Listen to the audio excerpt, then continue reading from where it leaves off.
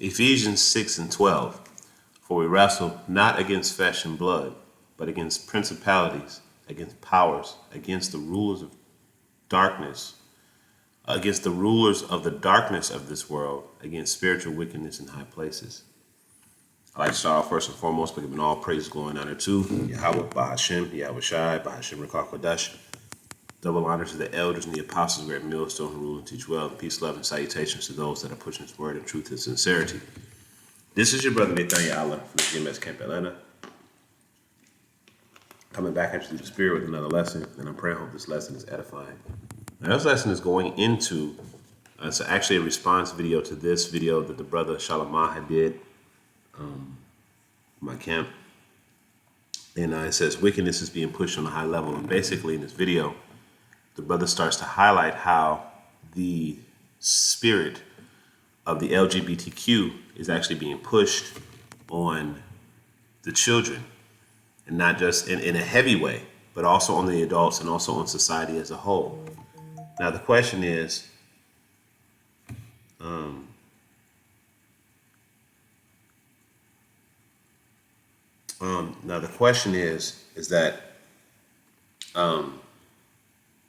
is this just a movement or is this a spirit? And this is definitely a spirit. Okay.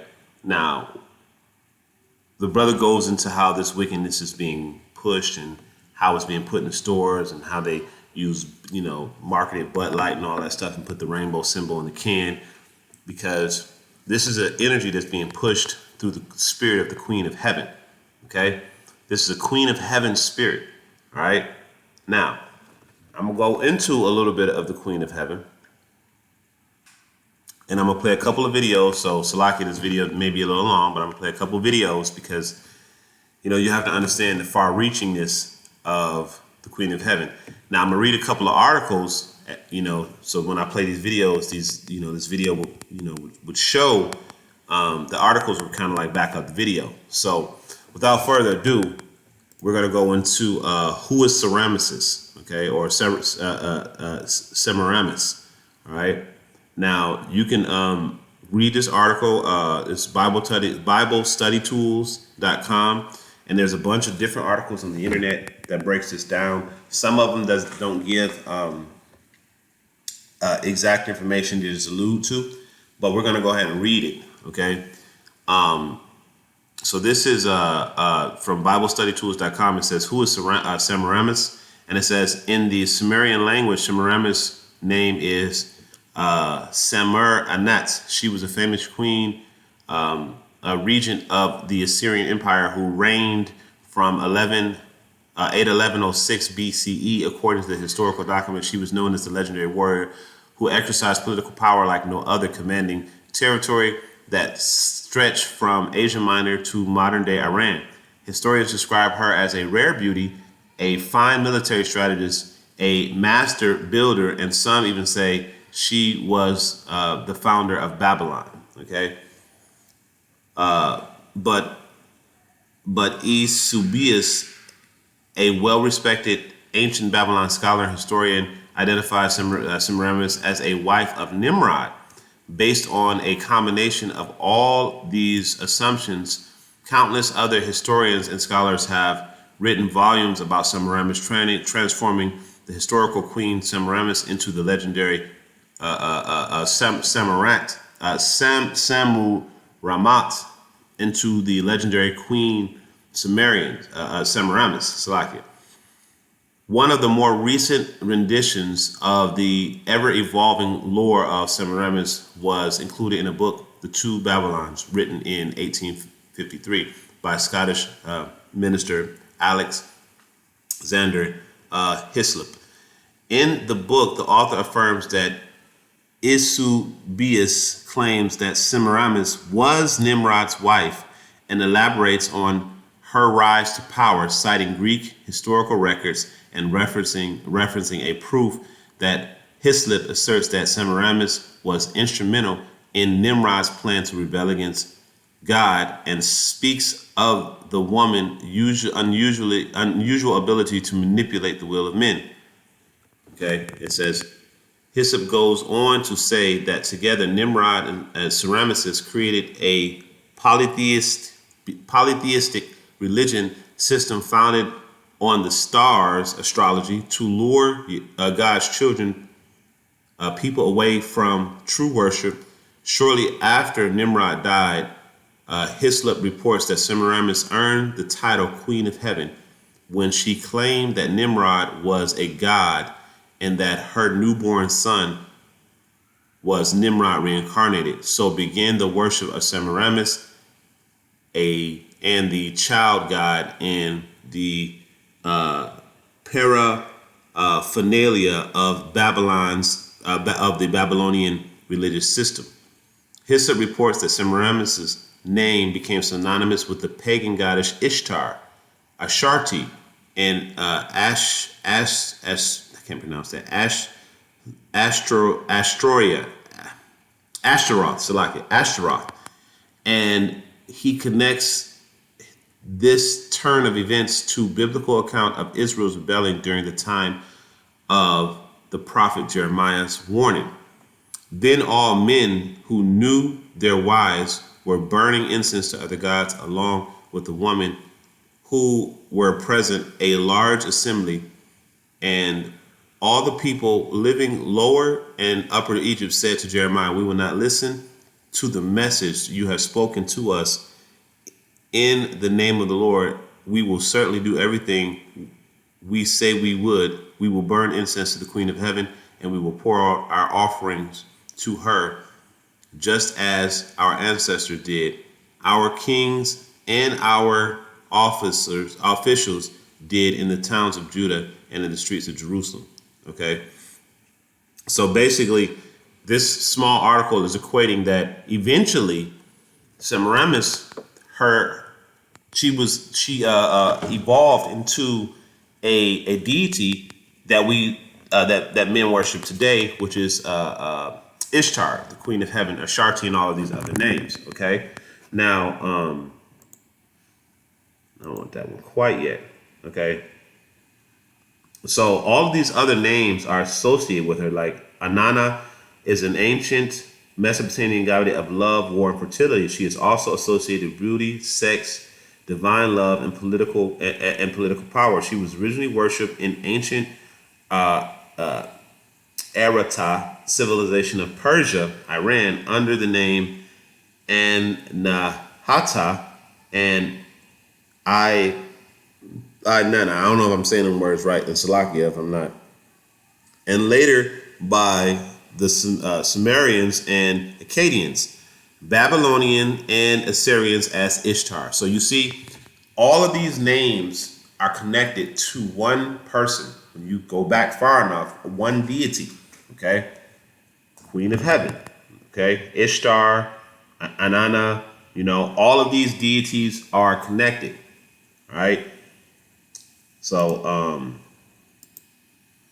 there was another one that I had. Oh, here it is right here. Now, the goddess Ishtar, Mesopotamian goddess of love, sex, and war. So when you start scrolling down, because I'm not going to read the whole article, you see these articles, this article right here starts making, I might read some of it, starts connecting, Ishtar, Mesopotamian goddess. Ishtar was one of the most important Mesopotamian goddesses, a dualistic deity, Babylon with a variety of roles. Ishtar defined conventional categories, and her influence extended beyond humanity's first civilizations. All right. So this article starts going over, the empires that, worshipped her and all this good stuff. But we're going to scroll down to the behavior of the people that adopted this. We read a little bit of this. It says, the earliest days of Mesopotamia, the goddess of love was known as Ishtar. Rather, she was worshipped by the Sumerians as Inanna. Okay, Anana. Okay, and later be called Ishtar by the Akkadians and Babylonians and Assyrians. Interestingly, scholars believe that Inanna and Ishtar were originally two separate deities and were merged into one over time. It is known with relative certainty that Ishtar had a twin brother who was originally known as Uta among the Sumerians and later was renamed Shalmash, the goddess of love, and had an older sister named Eshkgal, who ruled Mesopotamian underworld. It was unclear who Ishtar's parents were. Some record that Ishtar was the daughter of Nana, the god of the moon, and Ninjal, the goddess of the reeds, and the husband of the goddess of Ishtar was known as Dumazu, also known as Tammuz. Now, Tammuz, when you start looking into his history, that was the son that she claimed to be reborn as, that was Nimrod being reborn, okay? And he later became Tammuz. Now, this is the stuff that I'm going over. These are what these people are saying, but, ideally, we're looking for the origins and the effects of the Queen of Heaven worship. So let's keep on going because we've got a little bit about her origins, like where she came from. Now, the effects. So we're going to keep on reading a little bit for the edification's sake. So Ishtar was worshipped primarily as the goddess of both love and war, and she was associated with aspects of these areas such as sex, fertility, political power. However, Ishtar's sphere of influence also extended beyond her primary roles. She was worshipped as a goddess of thunderstorms and as well as the goddess of preservation in storehouses such as granaries.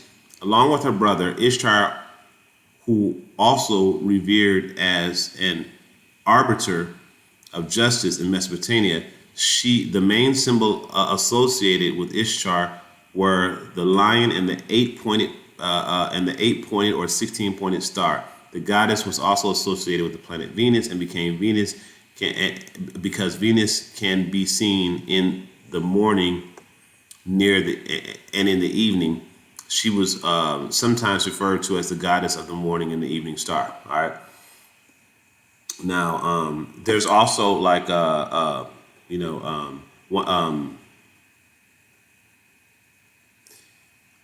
oh yeah, this is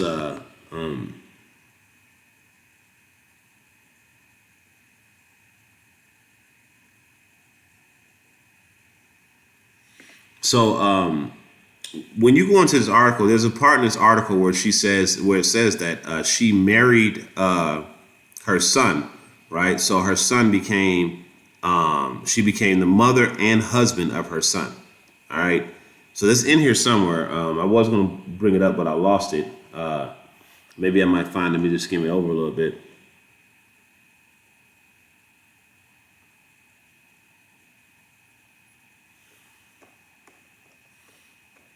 Slovakia. It seems like that might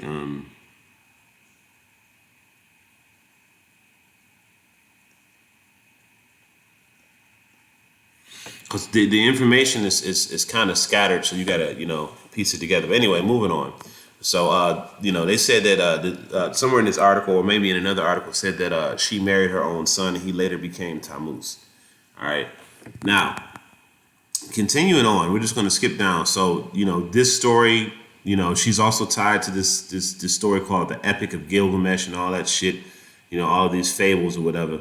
But scrolling down to this part of the article right here.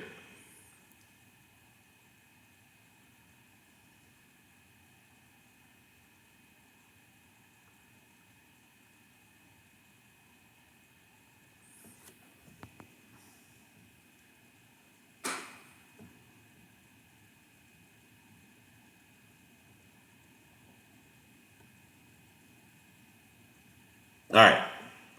So we're going to start here. Because this goes into this LGBTQ. It says Ishtar's secondary role beyond love and war also gave her influence over many significant aspects of Mesopotamia. As a divine administrator of justice, kings such as Hammurabi would call upon the goddess Ishtar to punish criminals and also uphold the law. Her influence over war and justice gave her a significant amount of political power, so rulers would associate themselves with Ishtar to legitimize their royal authority. Along with her political influence, Ishtar's role as Lamenial deity gave her unique authority over the cultural roles and boundaries of Mesopotamian society as well. Corresponding to Ishtar's own ability to transcend categories, the goddess of love enabled her followers to defy or even redefine social boundaries, particularly those related to gender roles. Men who became priests of Ishtar, known as Gala, you see that? We get the word Gala in today's society, right? Would sometimes assume non-binary gender roles dressed in men's clothing and were allowed to engage in homosexuality. Mesopotamian societies even depend on Ishtar for their main source of food, agriculture. But I want to focus on these highlighted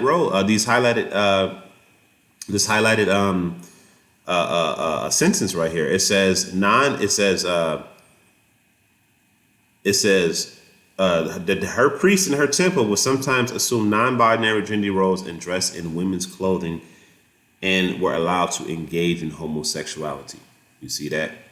Now, the Lord gave us specific commandments in the book of Exodus. The Lord in Exodus 20:1, it says, I am the Lord thy power, which have brought thee out of the land of Egypt, out of the house of bondage. Thou shalt not have any gods before me. Thou shalt not make unto them any graven image or any likeness of anything that is in heaven or the earth above, or that is in the earth beneath, or that is in the water under the earth. Thou shalt not bow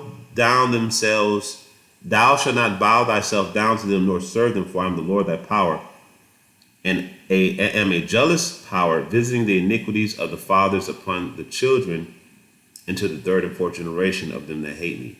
You see? So the Lord said that we're not supposed to worship these deities. Now, what is another form of worship? Everyone seems to think that worship is going into a temple and bowing your head and all that stuff, okay? Which prostrating yourself is a form of worship. But also a form of worship is through your actions, okay? It is what you do in your day-to-day life. Are you living your life according to what you believe? You see? So when you see this LGBTQ shit, right? These people are living their life according to who they worship. Now, from what I just read, Ishtar, okay, and this whole entire Queen of Heaven homosexual thing is a form of worship, man. And this is why this shit is becoming so prominent, because you have spiritual wickedness in high places pushing this energy out in the public to have them adopt the worship of Ishtar or Sharti, the Queen of Heaven, okay? And this is why you're starting to see this big push of homosexuality, LGBTQ, and things of that nature in society, because the spirit of Ishtar, the Queen of Heaven, is being pushed out, okay? And the Lord clearly told us not to worship that energy, all right? So when you go to the book of Jeremiah, it says, I'm going to start at verse 16. It says, therefore pray not for this people, neither lift up a cry, nor pray for them, neither make intercession to me, for I will not hear thee. Seeing thou not what they do in the cities of Judah and in the streets of Jerusalem? You see what these devils are doing. You see them doing everything that's against the word of the Lord. The children would gather wood and the fire, and the fathers kindle a fire, and the woman knead their dough to make cakes to the Queen of Heaven, and to pour out drink offerings unto other gods, that you may provoke me to anger. Do they provoke me to anger, saith the Lord? Do they not provoke themselves to the confusion of their own faces? By doing this shit, you're provoking yourself to confusion. That's exactly what's happening here in America right now. It says, therefore, thus saith the Lord of power, behold, my anger and my fury shall be poured out upon this place, upon a man. You know what? Is it 6? Oh, yeah. Yeah, okay, so like it. And upon a man, and upon a beast, and upon the trees of the field, and upon the fruit of the ground, it shall burn, and it shall burn, and it shall not be quenched. Thus saith the Lord, host of Israel, thus saith the Lord of hosts, the power of Israel, put your burnt offerings onto your sacrifice, and eat flesh. For I spake not unto your fathers, nor commanded them, in the day that I brought them out of Egypt concerning burnt offerings and sacrifices. You see, so going back up to verse 18, where it says to make cakes to the Queen of Heaven. You know, so that's what they're doing right now. They're sending up offerings to the Queen of Heaven, and they want to get everybody involved. This is why they're normalizing this LGBTQ shit. Okay, now we just read in the article that it shows that this gender queer bending shit is coming from the Queen of Heaven worship. That's where it's coming from. Okay, this is why we're dealing with spiritual powers and wickedness in high places. Okay, this is a spiritual fighting we're fighting. Spiritual battle we're fighting. Woman. Okay, so I'm gonna play this video, this TikTok right here, and then I am a man. It says this is it says she and I just want and I want you to listen to what he's saying so you can understand that what's being pushed upon us is a spirit of a false idol that's being pushed upon the people, and the people don't even recognize what's happening because they do not read the scriptures. They do not read the scriptures, nor do they understand the scriptures. They just think this is life. This is 2023, and we're moving. No, this is the same shit that's being done then is being done now. So without further ado, here you go. In Mesopotamia, she's called Ishtar. When she went into the Greek land, she was called Aphrodite, and then Venus. She is all over. And she's mentioned specifically there. Now, in the Canaanite mythology, she's actually the wife of Baal. So Baal has a wife. Okay, and so when Baal comes, the next one to come, it says in the Bible says Baal, then it says Ashtoreth. Then she's coming in. So what this means is once the door is open, she is the goddess of sexuality, of sexual immorality. She's the goddess. She's actually called a prostitute.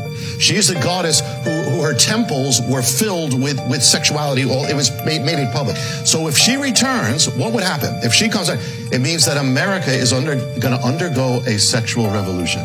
That is the sign of the possession of Ishtar, or this goddess. And the thing is, so sex comes, what she did, what a prostitute is.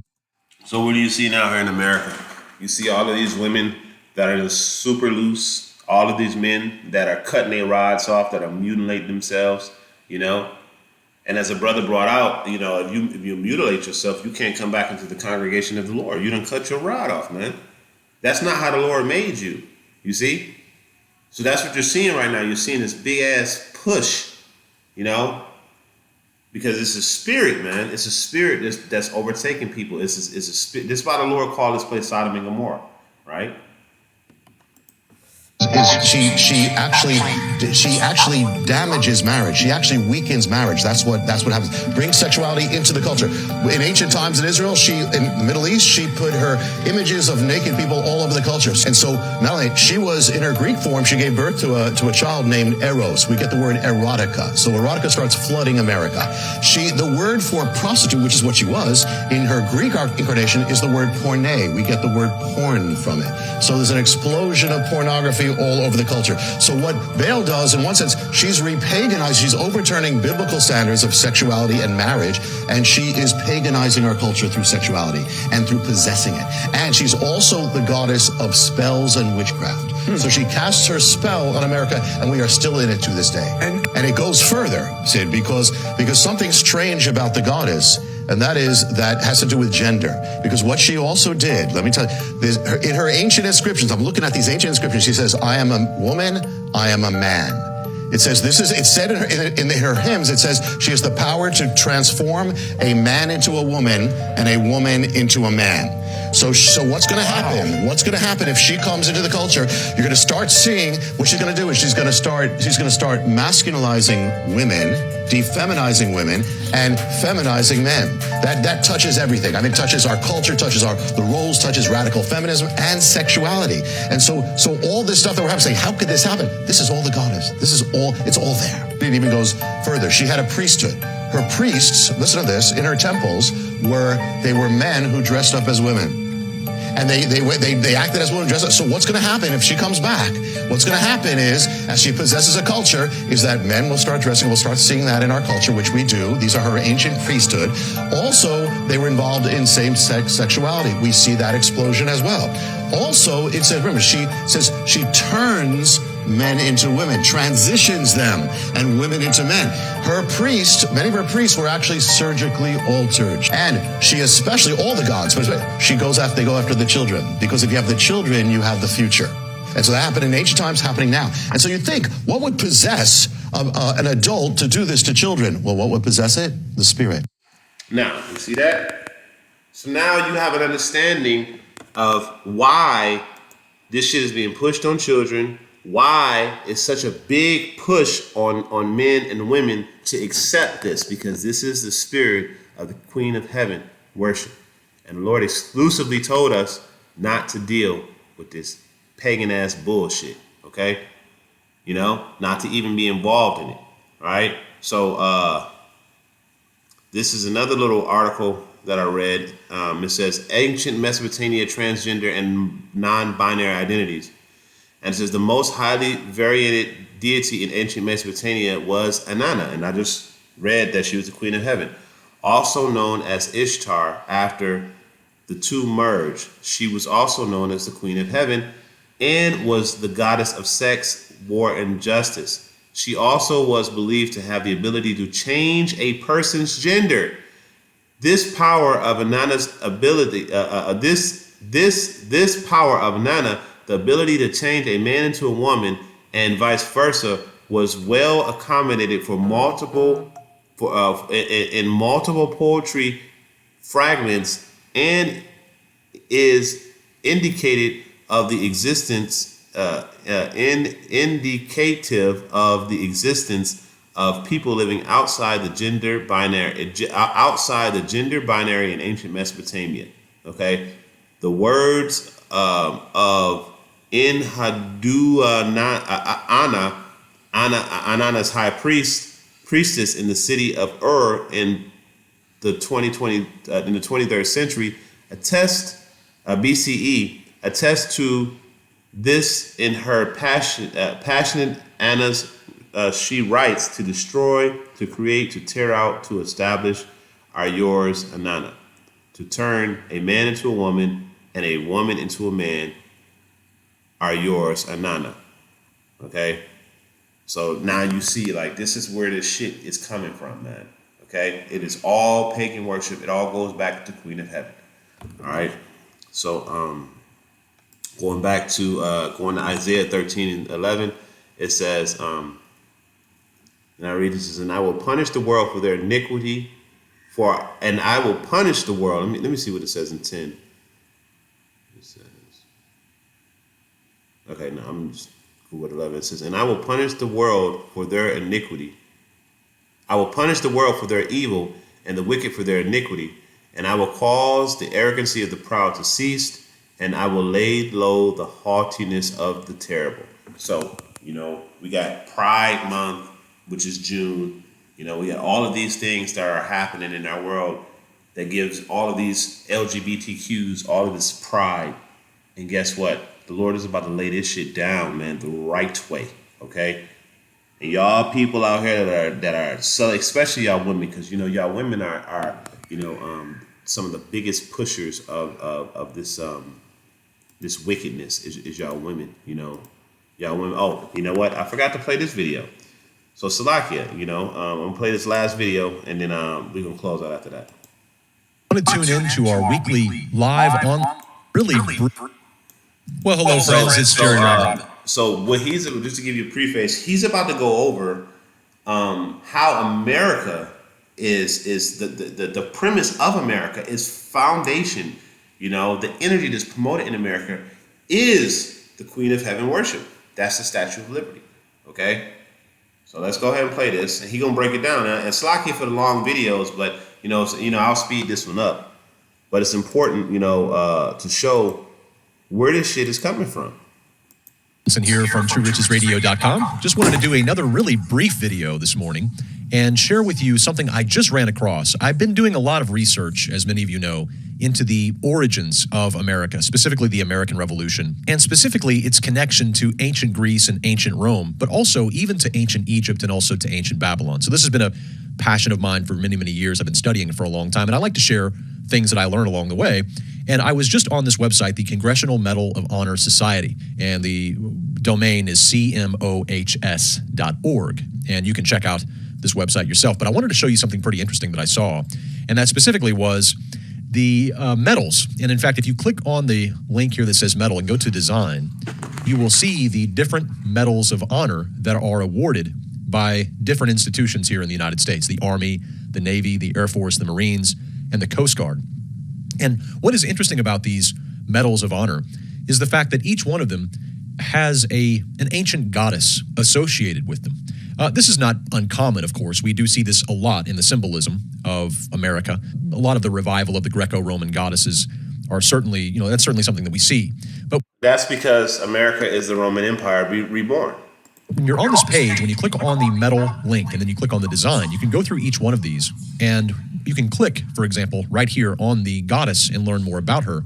And in this case, the Army Congressional Medal of Honor has the goddess Minerva, who is the helmeted goddess of wisdom and war. And that's interesting. Clearly, if we click on the Navy, we'll see that there's another goddess here. This is, in fact, the same goddess, the Roman goddess of wisdom and war, Minerva. But then when we get to the Air Force Medal of Honor, it's really interesting. This is why I really wanted to make this quick video, was to show you this particular passage about this particular medal. And when you click on, this clearly looks like the Statue of Liberty here. When we click on it, it takes us to a little brief description that says Lady Liberty. But notice what it says. It says the Statue of Liberty is centered in the Air Force design. In addition to standing for liberty, she is derived from the imagery of Queen Semiramis of Babylon, who was famed for her beauty, strength, and wisdom. Well, I think this is very interesting because up until this point, most of the research that I have done on the Statue of Liberty. So as you can see from their own texts, from their own information, they're saying that they worship the Queen of Heaven. They worship the Queen of Heaven in their military. They worship the Queen of Heaven in their justice system. They worship the Queen of Heaven in their money system. Everything is surrounding around Queen of Heaven worship, okay? So, of course, you will start to see, what we see right now in this society. You will start to see the breakdown of things, and you will start to see that, when you're wondering, like, what the hell is going on? Why is this? It's because it's all rooted in Queen of Heaven worship, all right? And the Lord told us not to have anything to do with that shit, all right? So, so pretty much, I don't have any more precepts. Let me see if I had anything else. Well, we can go back and I can finish up this Isaiah 7 just to finish it up. It says, verse 19, it says, "Do they provoke me to anger, saith the Lord? Do they not provoke themselves to the confusion of their own faces? Therefore, thus saith the Lord, behold, mine anger and my fury shall be poured out upon this place." What place? Babylon. "Upon the man and beast, and upon the trees of the field, and upon the fruit on the ground, and it shall burn, and it shall not be quenched." Okay? "Thus saith the Lord of hosts, the God of Israel, put your burnt offerings into your sacrifices and eat the flesh. For I spake not unto your fathers, nor commanded them in the day that I brought them out of the land of Egypt concerning burnt offerings and sacrifices. But this thing I commanded them, saying, obey my voice, and I will be your God, and ye shall be my people. And walk ye in all the ways that I have commanded you, that it may be well unto you." Here. "But they hearkened not, nor inclined the ear, but walked in the counsel and in the imaginations of their own wicked heart, and went backward and not forward." You see, so that is the same thing that's happening today. The people are not hearkening. They're moving backward and not forward. And what's going to happen is the Lord is about to judge this place with a very sore destruction, because he's tired of this place, and I know I am as well. Okay, and this place just has to go. So I pray, through the Spirit and power, that this was an edifying lesson. I'm going to go ahead and end it off by giving all praise, glory, and honor to Yahweh, Bahashem, Yahweh Shai, Bahashem Rakakadash, double honors to the elders and the apostle, great millstones, and the next time I can say shalom.